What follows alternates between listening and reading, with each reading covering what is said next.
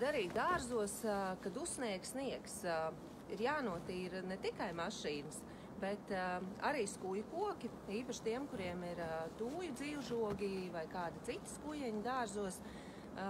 Tos noteikti no sniega vajadzētu notīrīt, jo sniegs ir īpaši tad, kad viņš ir slapšs, vai vēl vairāk, kad viņš kļūst slapšs un piesāst, viņš ir ļoti smags, un skujeņiem var izlaust zarus. Te jau var redzēt, ka zari ir noliekušies, tāpēc šo sniegu vajadzētu tīrīt nost. Un to var darīt vienkārši ar roku, vai paņemt kādu grābekli vai slotu, un diezgan uzmanīgi, arī saudzīgi, lai nesalauztu zarus. Visu sniedziņu no skujiņiem tīram nost. Tāpat arī no citiem mūžzaļajiem, piemēram, rododendriem, tīram sniegu nost.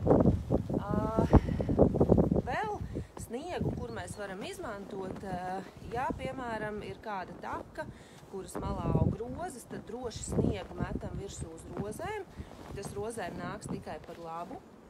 Tāpat arī sniegu var likt uz rododendru saknēm, jo tad, kad sniegs klusīs, tas būs atkal ūdens, ar ko augiem padzerties. Tā, lai mums visiem sniegoti!